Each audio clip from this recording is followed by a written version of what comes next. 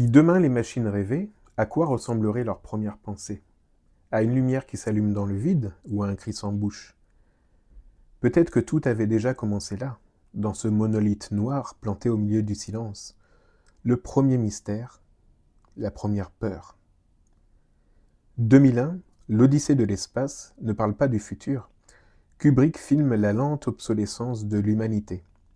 Chaque plan est un miroir poli où se reflète notre insignifiance. La caméra, fixée, immobile, tourne avec une précision chirurgicale. Le son est essentiel. Un souffle, un bip, une valse. Tout est rythmé comme une mécanique céleste.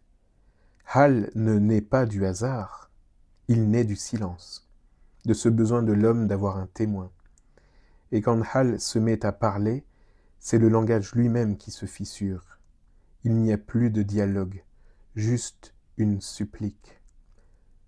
I'm afraid, Dave. La machine supplie d'être éteinte.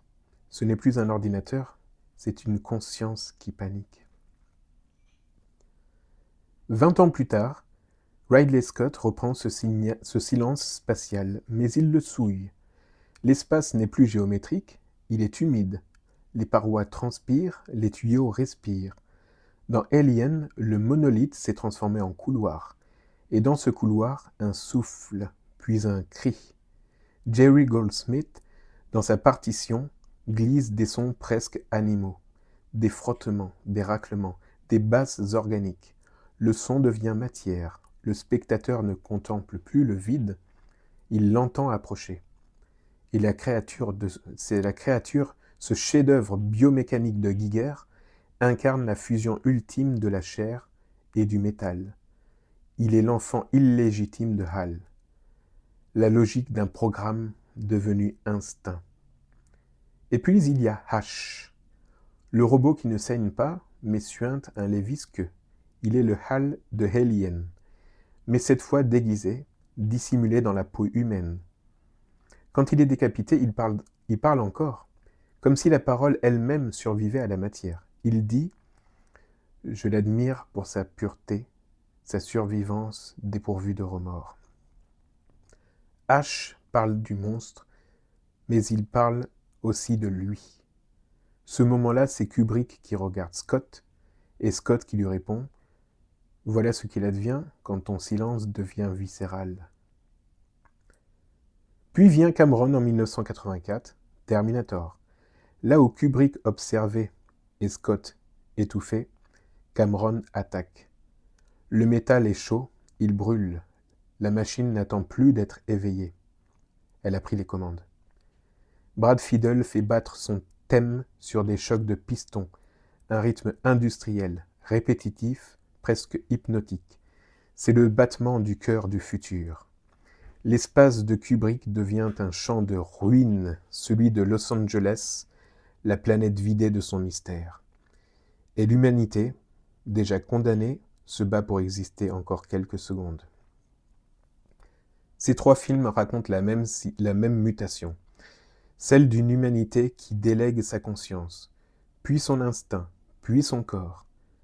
Hal pense, H exécute, le Terminator tue. Trois étapes d'une même logique, trois gestes vers la disparition. Écoute le souffle de Dave dans son casque, celui de Ripley dans le sas, et celui de Sarah Connor dans le bunker. C'est toujours le même, l'humain, seul, face à une intelligence qu'il a créée et qui maintenant le regarde. Ce n'est plus la peur du monstre, c'est la peur du miroir. Tu veux savoir quand tout a commencé? Mets ton casque. On remonte dans l'espace. Je suis Dino, tu viens d'écouter La Cellule Cinéma. N'hésite pas à liker, à partager et à commenter, à beaucoup commenter. J'ai un Tipeee, tu peux me retrouver en tapant Cellule Cinéma sur Tipeee, si tu veux aider la chaîne à grandir. Si tu aimes mes analyses, reste branché, abonne-toi, mets la cloche. On m'a tellement dit ça que maintenant je le dis à mon tour, ça fait bizarre. Mais surtout la cloche, parce que bon, mes analyses, si tu les aimes, ben, il faut que tu mettes la cloche. Parce que j'ai que du lourd, en fait. En toute humilité. Non, j'ai fait exprès de me montrer vaniteux. Mais si tu aimes mes analyses, sincèrement, si tu les aimes, bah, t'actives la cloche. J'en publie régulièrement. Et voilà, c'est le début d'une aventure. Je suis une chaîne bébé, comme on peut dire. Je suis une chaîne bébé. Alors, aide ce bébé à grandir. Fais-lui faire ses premiers pas. Et fais-le parler ensuite. À la prochaine. Et d'ici à notre prochain rendez-vous, regarde autrement. Muscle ton regard. Le regard, c'est comme un muscle. Ça se travaille. À bientôt.